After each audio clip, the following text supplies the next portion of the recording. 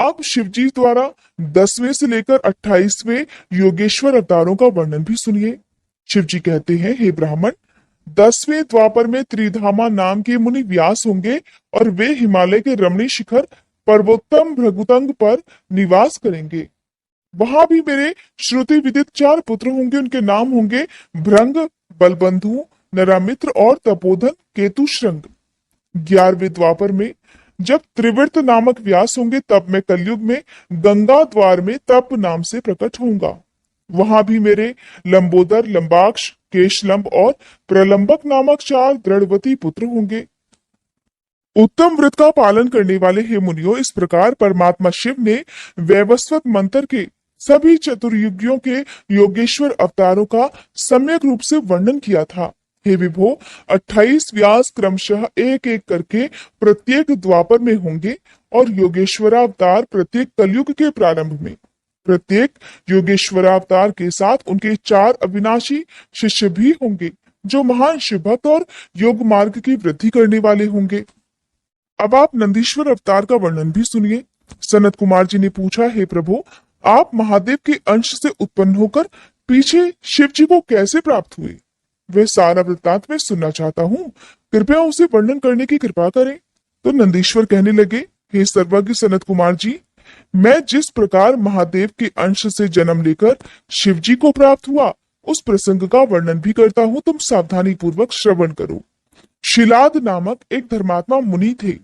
पितरों के आदेश से उन्होंने अयोनिज सुव्रत मृत्युहीन पुत्र की प्राप्ति के लिए तपस्या करके देवेश्वर इंद्र को प्रसन्न किया, परंतु देवराज इंद्र ने ऐसा पुत्र प्रदान करने में अपने आप को असमर्थ बताकर सर्वेश्वर महाशक्ति संपन्न महादेव की आराधना करने का उपदेश दिया।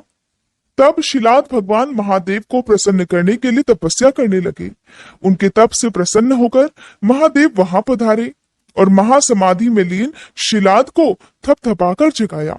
तब शिलाद ने शिव जी की स्तुति की और भगवान शिव के उन्हें वर देने को प्रस्तुत होने पर उनसे कहा, हे प्रभु, मैं आपके ही समान मृत्युहीन अयोनिज पुत्र चाहता हूँ।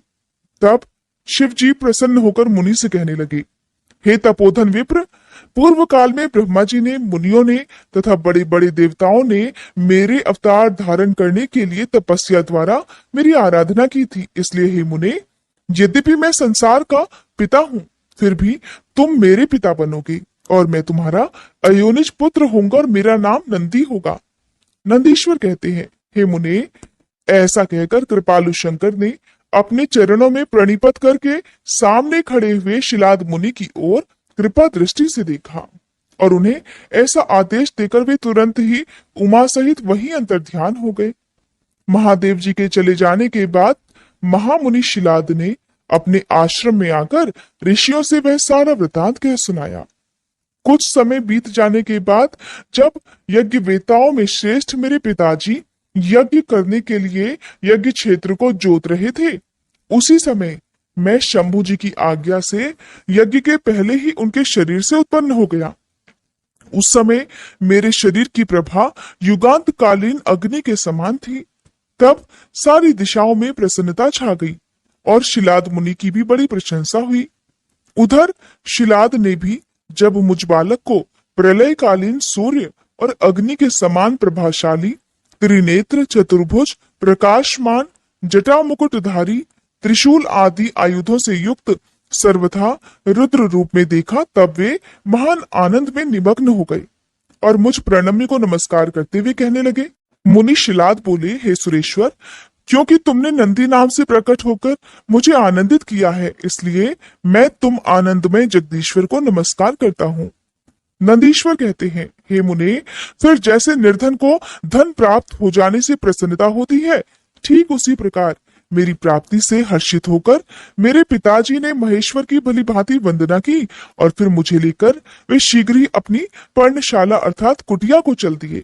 महामुने, जब मैं शिलाद मुनि की कुटिया में पहुंच गया, तब मैंने अपने उस रूप का परित्याग करके मनुष्य रूप को धारण कर लिया।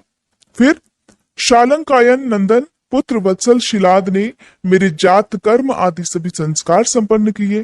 फिर 5वें वर्ष में पिताजी ने मुझे सांगोपांग संपूर्ण वेदों का और अन्यान्य शास्त्रों का भी अध्ययन कराया। 7वां वर्ष पूरा होने पर भगवान शिव की आज्ञा से मित्र और वरुण नाम के मुनि मुझे देखने के लिए पिताजी के आश्रम पर पधारे। शिलाद मुनि ने उनकी पूरी आवभगत की।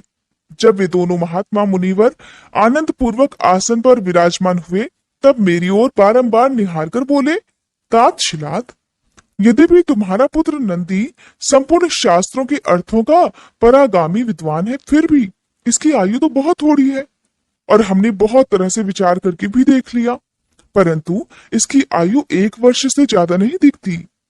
उन विप्रवरों के ऐसा कहने पर पुत्र वत्सल शिलाद नंदी को छाती से लिपटाकर दुख से व्याकुल होकर फूट फूट कर रोने लगे। तब पिता और पितामह को मृतक की भांति भूमि पर पड़ा हुआ देख नंदी शिवजी के चरण कमलों का स्मरण करके प्रसन्नता पूर्वक पूछने लगा, पिताजी, आपको कौन सा दुख आ पड़ा है जिसके कारण आपका शरीर कांप रहा है और आप रो रहे हैं? आपको ये दुख कहाँ से प्राप्त हुआ है? मैं इसे ठीक ठीक जानना चाहता हूँ। तब शिलाद मुनि ने कहा, बेटा, तुम्हारी अल्पायु के दुख से मैं अत्यंत दुखी हो रहा हूँ।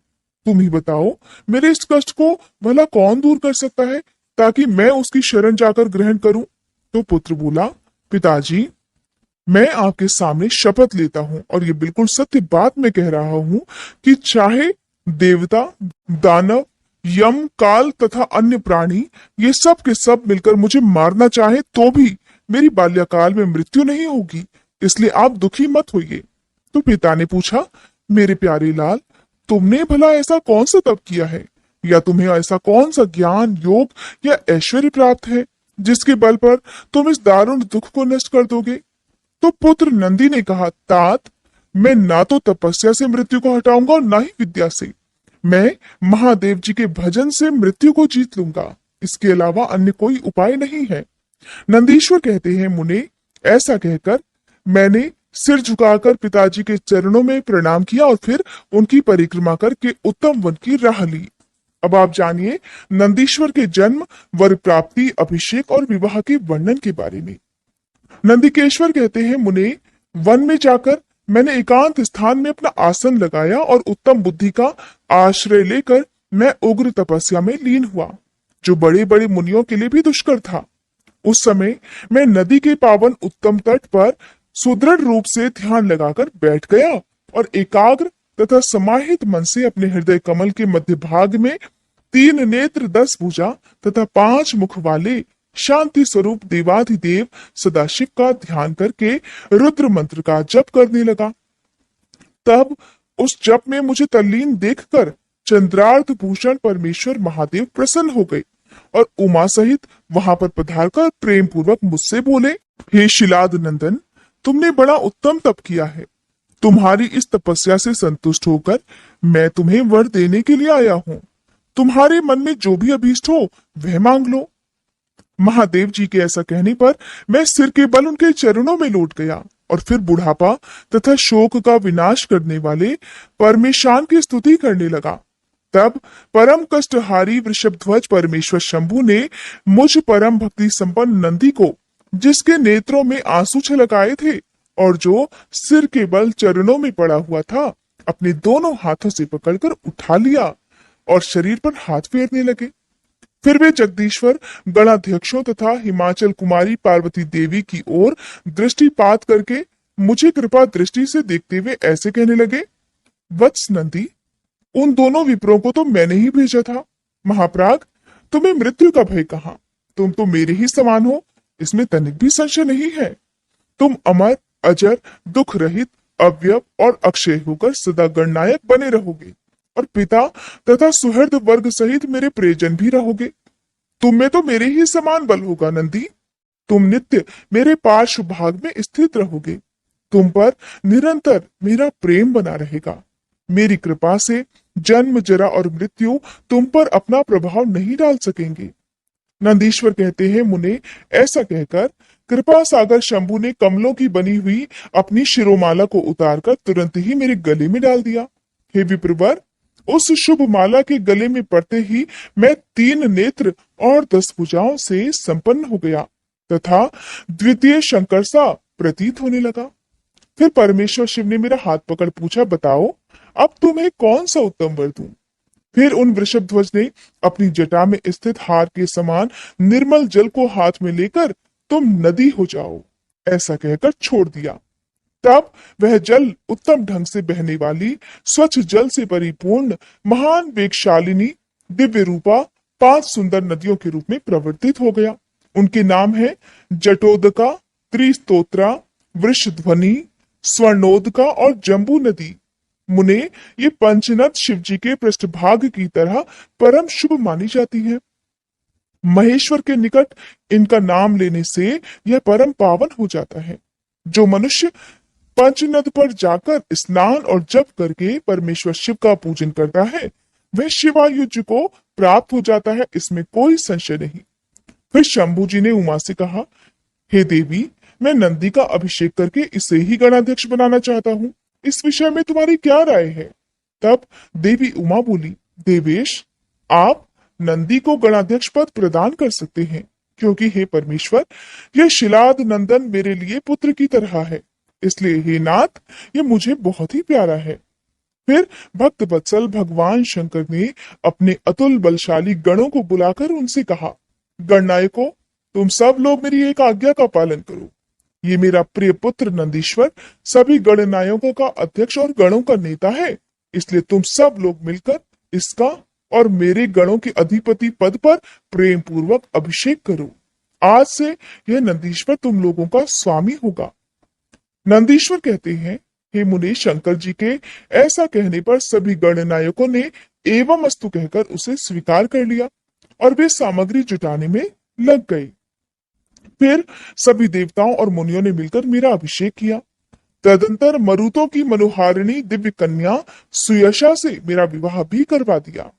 उस समय मुझे बहुत सी दिव्य वस्तुएं मिली। महामुनि, इस प्रकार विवाह करके मैंने अपनी उस पत्नी के साथ शंभु, शिवा, ब्रह्मा और श्री हरि के चरणों में प्रणाम किया। तब त्रिलोकेश्वर भक्त वत्सल भगवान शिव पत्नी सहित मुझसे परम प्रेम पूर्वक बोले, हे सतपुत्र, ये तुम्हारी प्रिया सुयशा और तुम मेरी बात सुनो। तुम मुझे परम प्रिय हो, इसलिए मैं स्नेह पूर्वक तुम्हें मनोवांछित वर प्रदान करूंगा। गणेश्वर नंदीश, देवी पार्वती सहित मैं तुम पर सदा संतुष्ट हूँ, इसलिए हे वत्स, तुम मेरा उत्तम वचन भी सुनो।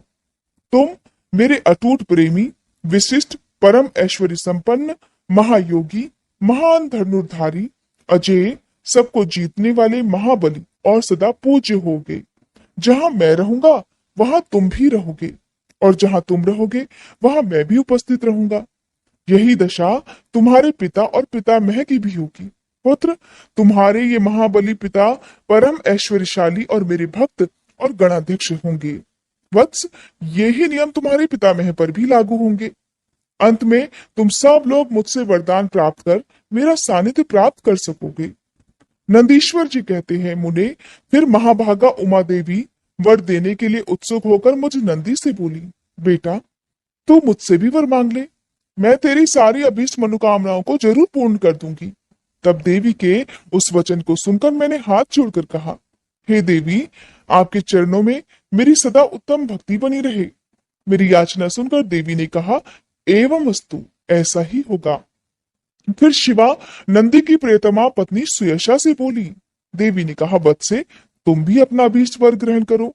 तुम्हारे 3 नेत्र होंगे, तुम जन्म बंधन से मुक्त हो जाओगी और पुत्र पौत्रों से संपन्न रहोगी, तथा तुम्हारी मुझ में और अपने स्वामी में भी अटल भक्ति रहेगी। नंदीश्वर कहते हैं, हे मुने, फिर शिव जी की आज्ञा से परम प्रसन्न हुए ब्रह्मा, विष्णु तथा समस्त देवगणों ने भी प्रेम पूर्वक हम दोनों को वरदान दिए।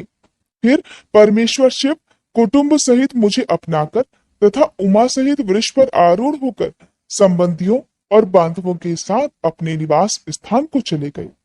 तब वहां उपस्थित विष्णु आदि सभी देवता मेरी प्रशंसा तथा शिव शिवा की स्तुति करते हुए अपने अपने धाम को चल दिए। वत्स, इस प्रकार मैंने तुमसे अपने अवतार का वर्णन कर दिया। महामुने, यह मनुष्यों के लिए सदा आनंददायक और शिव भक्ति का वर्धक है। जो श्रद्धालु मनुष्य भक्ति भाव मन से मुझ नंदी के इस जन्म, वर प्राप्ति, अभिषेक और विवाह के वृतांत को सुनेगा अथवा दूसरों को सुनाएगा या पढ़ेगा और दूसरों को पढ़ाएगा, वह इस लोक में संपूर्ण सुखों को भोग कर अंत में परम गति को प्राप्त होगा। यहाँ पर नंदीश्वर भगवान शंकर के अवतारों का वर्णन कर रहे हैं। तदंतर भगवान शंकर के भैरव अवतार का वर्णन करके नंदीश्वर ने कहा, हे महामुने, परमेश्वर शिव उत्तमोत्तम लीलाएं रचने वाले तथा सत्पुरुषों के प्रेमी हैं। उन्होंने मार्गशीर्ष मास के कृष्ण पक्ष की अष्टमी को भैरव रूप से अवतार लिया था। इसलिए जो मनुष्य मार्गशीर्ष मास की कृष्णाष्टमी को काल भैरव के सन्निकट उपवास करके रात में जागरण करता है, वह समस्त पापों से मुक्त हो जाता है। जो मनुष्य कहीं भी भक्ति पूर्वक जागरण सहित इस व्रत को रखेगा, वह भी महापापों से मुक्त होकर सदगति को प्राप्त हो जाएगा। प्राणियों के लाखों जन्मों में किए हुए जो पाप हैं, वे सब के सब काल भैरव के दर्शन से निर्मल हो जाते हैं। जो मूर्ख काल भैरव के भक्तों का अनिष्ट करता है, वह इस जन्म में दुख भोग कर फिर से दुर्गति को प्राप्त होता है। जो लोग विश्वनाथ के भक्त तो हैं, परंतु काल भैरव की भक्ति नहीं करते, उन्हें महान दुखों की प्राप्ति होती है। काशी में तो इसका विशेष प्रभाव भी पड़ता है। जो मनुष्य काशी में निवास करके काल भैरव का भजन नहीं करता, उसके पाप शुक्ल पक्ष के चंद्रमा की तरह बढ़ते ही रहते हैं। जो काशी में हर सोमवार की कृष्णाष्टमी के दिन कालराज का भजन पूजन नहीं करता, उसका पुण्य कृष्ण पक्ष के चंद्रमा के समान क्षीण हो जाता है। तदंतर नंदीश्वर ने वीरभद्र और शर्भावतार का वृतांत सुनाकर कहा, हे ब्रह्मपुत्र, भगवान शिव जिस प्रकार प्रसन्न होकर विश्वानर मुनि के घर अवतरित हुए थे, शशि मौली के उस चरित्र को तुम प्रेम पूर्वक श्रवण करो।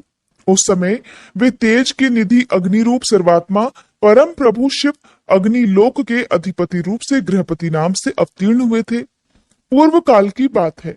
नर्मदा नदी के रमणीय तट पर नर्मपुर नाम का एक नगर था।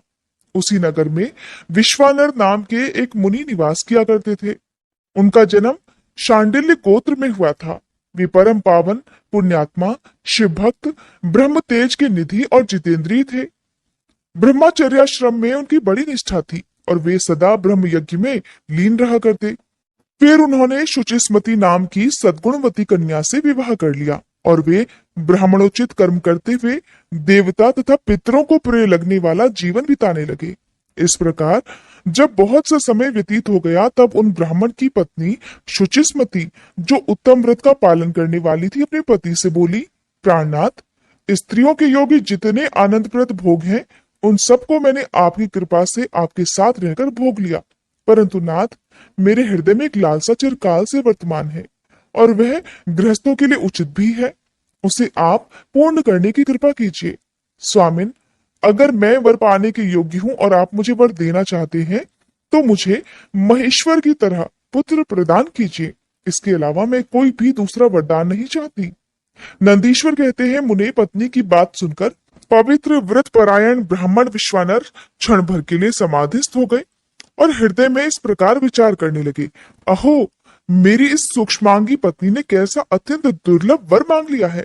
ये तो मेरे मनोरथ पद से बहुत दूर है। अच्छा, शिव जी तो सब कुछ करने में समर्थ हैं और ऐसा लगता है मानो उन शंभु ने ही इसके मुख में बैठकर वाणी रूप से ऐसी बात कही है। नहीं तो दूसरा कौन ऐसा करने में समर्थ हो सकता है। फिर वे एक पत्नी व्रती मुनि विश्वानर पत्नी को आश्वासन देकर वाराणसी में चले गए और घोर तप के द्वारा भगवान शिव के वीरेश लिंग की आराधना करने लगे। इस प्रकार उन्होंने 1 वर्ष पर्यंत भक्ति पूर्वक उत्तम वीरेश लिंग की त्रिकाल अर्चना करते हुए बड़ा कठिन तप किया। 13वां मास आने पर एक दिन वे ब्राह्मण प्रातःकाल त्रिपथ गामिनी गंगा जी के जल में स्नान करके जैसे ही वीरेश लिंग के पास पहुंचे, तभी उन तपोधन को उस लिंग के मध्य विभूति भूषित एक बालक दिखाई दिया। उस नग्न शिशु के नेत्र कानों तक फैले हुए थे, होठों पर गहरी लालिमा छाई हुई थी, मस्तक पर पीले रंग की सुंदर जटा सुशोभित थी और मुख पर हंसी खेल रही थी। वह शैशवोचित अलंकार और चिताभस्म धारण किए हुए था और अपनी लीला से हंसता हुआ श्रुति सूक्तों का पाठ कर रहा था।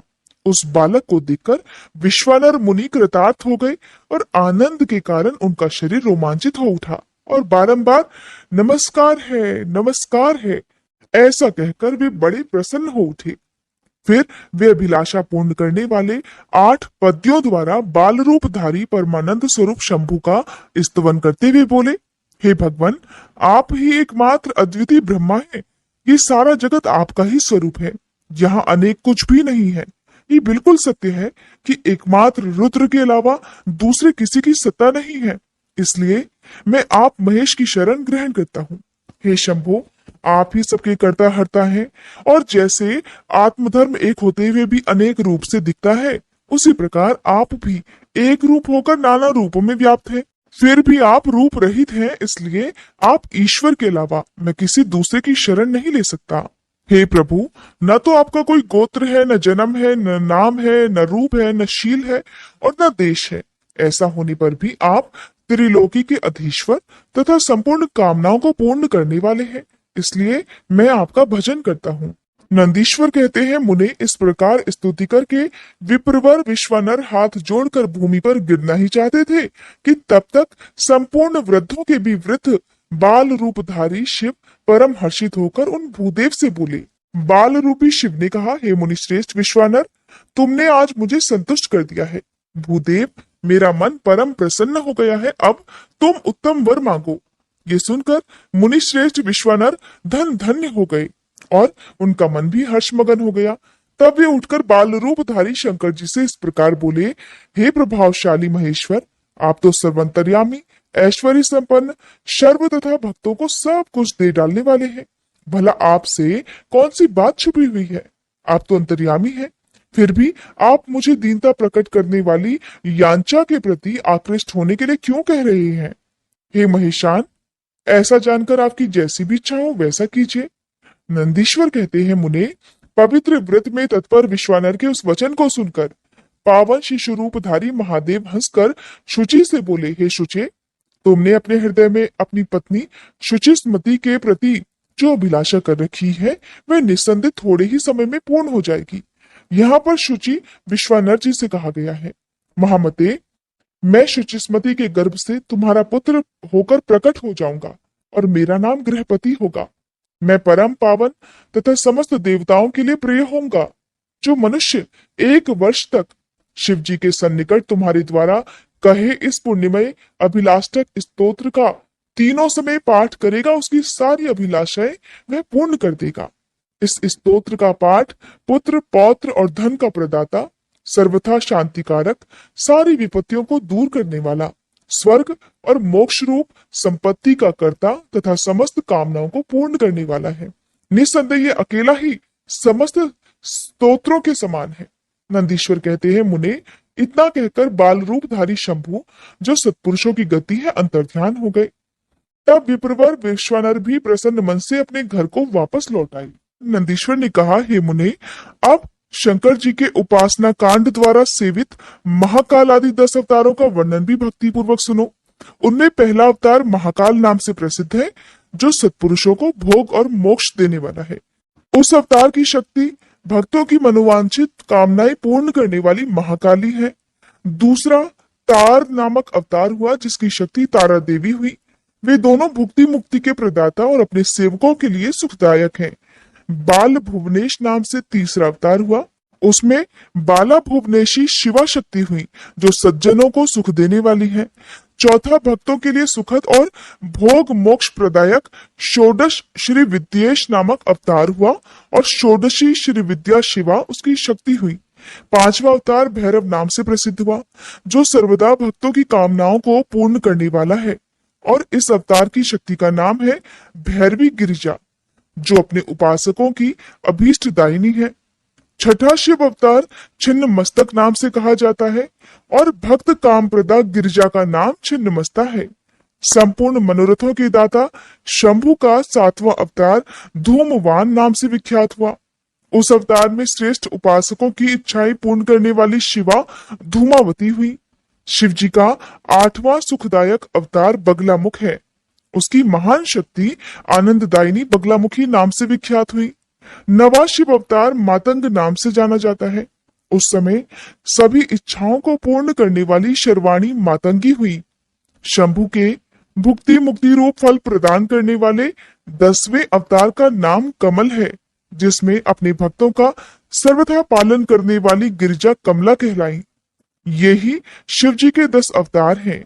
और आपको बता दूं कि गुप्त नवरात्रि के दिनों में इन्हीं 10 महाविद्याओं की पूजा भी की जाती है। ये सब के सब भक्तों तथा सत्पुरुषों के लिए सुखदायक और मोक्ष मोक्ष के प्रदाता हैं। जो लोग भगवान शंकर के इन 10 अवतारों की निर्विकार भाव से सेवा करते हैं, उन्हें ये नित्य नाना प्रकार के सुख प्रदान करते रहते हैं। हे मुनि, इस प्रकार मैंने भगवान शंकर के 10 अवतारों का वर्णन भी कर दिया। अब मैं शंकर जी के एकादश श्रेष्ठ अवतारों का वर्णन करता हूँ, उन्हें भी सुनो। उन्हें श्रवण करने से भक्तों के जीवन के सारे दुख दूर हो जाते हैं। पूर्व काल की बात है, एक बार देवराज इंद्र आदि समस्त देवता दैत्यों से पराजित हो गए। तब वे भयभीत होकर अपनी पुरी अमरावती को छोड़कर भाग खड़े हुए। इस प्रकार दैत्यों द्वारा अत्यंत पीड़ित हुए वे सभी देवता कश्यप जी के पास गए। वहां उन्होंने परम व्याकुलता पूर्वक हाथ जोड़कर और मस्तक झुकाकर उनके चरणों में अभिवादन किया और उनका भली भांति स्तवन करके आदर पूर्वक अपने आने का कारण प्रकट किया तथा दैत्यों द्वारा पराजित होने से उत्पन्न हुए अपने सारे दुखों को कह सुनाया। तात तब उनके पिता कश्यप जी देवताओं की उस कष्ट कहानी को सुनकर अधिक दुखी नहीं हुए, क्योंकि उनकी बुद्धि तो शिवजी में आसक्त थी। मुने, उन शांत बुद्धि मुनि ने धैर्य धारण करके देवताओं को आश्वासन दिया और स्वयं परम हर्ष पूर्वक विश्वनाथपुरी काशी को चल पड़े। वहां पहुंचकर उन्होंने गंगा जी के जल में स्नान करके अपना नित्य नियम पूरा किया और फिर आदर पूर्वक उमा सहित सर्वेश्वर भगवान विश्वनाथ की भली भांति पूजा अर्चना की।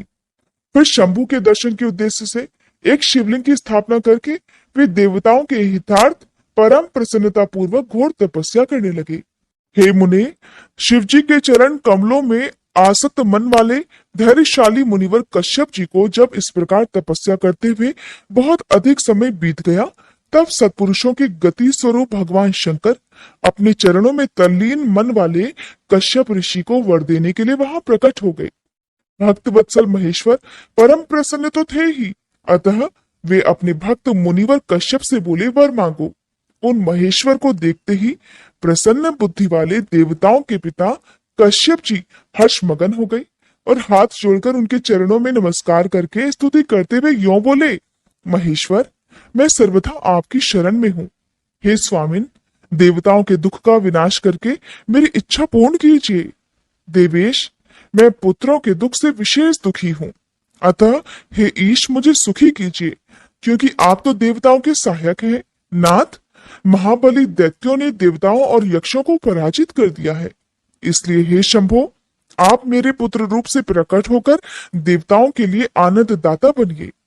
नंदीश्वर कहते हैं, हे मुने, कश्यप जी के ऐसा कहने पर सर्वेश्वर भगवान शंकर उनसे तथास्तु ऐसा ही होगा कहकर उनके सामने वही अंतर्ध्यान हो गए। तब कश्यप जी भी महान आनंद के साथ तुरंत ही अपने स्थान को लौट गए। वहां उन्होंने वह सारा वृतांत आदर पूर्वक देवताओं से कह सुनाया। फिर भगवान शंकर अपना वचन सत्य करने के लिए कश्यप द्वारा सुरभि के पेट से 11 रूप धारण करके प्रकट हुए। उस समय महान उत्सव मनाया गया, सारा जगत शिवमय हो गया। कश्यप मुनि के साथ साथ सभी देवता हर्ष विभोर हो गए और उनके नाम रखे गए कपाली, पिंगल, भीम, विरूपाक्ष, विलोहित, शास्ता, अजपाद, अहिर्बुद्धन्य, शंभु, चंड तथा भव। ये 11 रुद्र सुरभि के पुत्र कहलाते हैं। ये सुख के आवास स्थान है तथा देवताओं की कार्य सिद्धि के लिए विशेष रूप से शिव रूप से उत्पन्न हुए। ये कश्यप नंदन वीरवर रुद्र महान बल पराक्रम संपन्न थे और इन्होंने संग्राम में देवताओं की सहायता करके दैत्यों का संहार कर डाला। इन्हीं रुद्रों की कृपा से देवराज इंद्र आदि देवगण दैत्यों को जीतकर निर्भय हो गए। उनका मन स्वस्थ हो गया और वे अपना अपना राज्य कार्य संभालने लगे। अब भी शिव स्वरूपधारी वे सभी महारुद्र देवताओं की रक्षा के लिए सदा स्वर्ग में विराजमान रहते हैं। तात, इस प्रकार मैंने तुमसे शंकर जी के 11 रुद्र अवतारों का वर्णन भी कर दिया। ये सभी समस्त लोगों के लिए सुखदायक हैं। ये निर्मल आख्यान संपूर्ण पापों का विनाशक, धन, यश और आयु का प्रदाता तथा सभी मनोरथों को पूर्ण करने वाला है। नंदीश्वर कहते हैं, हे मुने, अब तुम शंभु के एक दूसरे चरित्र को, जिसमें शंकर जी धर्म के लिए दुर्वासा होकर प्रकट हुए थे, प्रेम पूर्वक श्रवण करो। अनुसुईया के पति ब्रह्मवेत्ता तपस्वी अत्रि ने ब्रह्मा जी के निर्देशानुसार एक बार पत्नी सहित ऋषिकुल पर्वत पर जाकर पुत्र कामना से घोर तप किया। उनकी तपस्या से प्रसन्न होकर श्री ब्रह्मा, विष्णु और महेश तीनों उनके आश्रम पर गए। उन्होंने कहा, हम तीनों संसार के ईश्वर हैं। हमारे अंश से तुम्हारे 3 पुत्र होंगे जो त्रिलोकी में विख्यात तथा माता पिता का यश बढ़ाने वाले होंगे। ऐसा कहकर वे चले गए। ब्रह्मा जी के अंश से चंद्रमा हुए, जो देवताओं के समुद्र में डाले जाने पर समुद्र से प्रकट हुए। श्री हरि के अंश से श्रेष्ठ संन्यास पद्धति को प्रचलित करने वाले दत्त उत्पन्न हुए और रुद्र के अंश से मुनिवर दुर्वासा ने जन्म लिया। इन दुर्वासा ने महाराज अम्बरीश की परीक्षा ली थी। जब सुदर्शन चक्र ने इनका पीछा किया, तब शिवजी के आदेश से अम्बरीश के द्वारा प्रार्थना करने पर चक्र शांत हुआ था। इन्होंने भगवान राम की परीक्षा भी ली। काल ने मुनि का वेश धारण करके श्री राम के सामने ये शर्त रख दी थी कि मेरे साथ बात करते समय श्री राम के पास कोई ना आए, जो आएगा उसका निर्वासन कर दिया जाएगा। दुर्वासा जी ने हट करके लक्ष्मण जी को भेजा। तब श्री राम ने तुरंत ही लक्ष्मण जी का त्याग कर दिया। इन्होंने भगवान श्री कृष्ण की भी परीक्षा ली और उनको श्री रुक्मणी सहित रथ में जोता। इस प्रकार दुर्वासा मुनि ने अनेकों विचित्र चरित्र किए। मुने, अब इसके बाद तुम हनुमान जी का चरित्र भी सुनो। हनुम रूप से शिवजी ने बड़ी उत्तम लीलाएं की हैं। विप्रवर, इसी रूप से महेश्वर ने भगवान राम का परमहित किया था। वह सारा चरित्र सब प्रकार के सुखों का दाता है, उसे तो प्रेम पूर्वक सुनो। एक समय की बात है, जब अत्यंत अद्भुत लीला करने वाले गुणशाली भगवान शंभु को विष्णु के मोहिनी रूप का दर्शन प्राप्त हुआ, तब वे कामदेव के बाणों से आहत हुए की तरह क्षुब्ध हो उठे। उस समय उन परमेश्वर ने राम कार्य की सिद्धि के लिए अपना वीरपात किया। तब सप्तऋषियों ने उस वीर को पत्र पुटक में स्थापित कर लिया, क्योंकि शिवजी ने ही राम कार्य के लिए आदर पूर्वक उनके मन में प्रेरणा की थी। फिर उन महर्षियों ने शंभु के उस वीर को राम कार्य की सिद्धि के लिए गौतम कन्या अंजनी में कान के रास्ते स्थापित कर दिया। तब समय आने पर उस गर्भ से शंभु महान बल पराक्रम संपन्न वानर शरीर धारण करके उत्पन्न हुए। उनका नाम हनुमान रखा गया। महाबली कपीश्वर हनुमान जब शिशु ही थे, उसी समय उदय होते हुए सूर्य बिंब को छोटा सा फल समझकर तुरंत ही निकल गए। जब देवताओं ने उनकी प्रार्थना की, तब उन्होंने उसे महाबली सूर्य जानकर उगल भी दिया। तब देवर्षियों ने उन्हें शिवजी का अवतार माना और बहुत सारा वरदान भी दिया। तदंतर हनुमान जी अत्यंत हर्षित होकर अपनी माता के पास गए और उन्होंने ये सारा वृतांत आदर पूर्वक कह सुनाया। फिर माता की आज्ञा से धीर वीर कपि हनुमान ने नित्य सूर्य के निकट जाकर उनसे अनायास ही सारी विद्याएं सीख ली। फिर रुद्र के अंशभूत कपि श्रेष्ठ हनुमान सूर्य की आज्ञा से सूर्यांश से उत्पन्न हुए सुग्रीव के पास चले गए। इसके लिए उन्हें अपनी माता से भी आज्ञा मिल चुकी थी। फिर नंदीश्वर ने भगवान राम का समस्त चरित्र संक्षेप से वर्णन करके कहा, हे मुने, इस प्रकार कपि श्रेष्ठ हनुमान ने सभी तरह से भगवान श्री राम का कार्य भी पूरा किया। तरह तरह की लीलाएं की, असुरों का मान मर्दन किया, भूतल पर राम भक्ति की स्थापना की और खुद भक्ताग्रण्य होकर राम सीता को सुख भी प्रदान किया। वे रुद्रावतार ऐश्वर्यशाली हनुमान लक्ष्मण जी के प्राणदाता, सभी देवताओं की गर्भहारी और भक्तों का उद्धार करने वाले हैं। महावीर हनुमान सदा राम कार्य में लीन रहने वाले, लोकों में रामदूत नाम से विख्यात, दैत्यों के संहारक और भक्त वत्सल हैं। हे तात, इस प्रकार मैंने हनुमान जी का श्रेष्ठ चरित्र, जो धन, कीर्ति और आयु को बढ़ाने वाला तथा सभी इच्छाओं को पूर्ण करने वाला है, तुमसे वर्णन कर दिया। जो मनुष्य इस चरित्र को भक्ति पूर्वक सुनता है अथवा समाहित चित्त से दूसरों को सुनाता है, वह इस लोक में सभी सुखों को भोगकर अंत में परम मोक्ष को प्राप्त कर लेता है।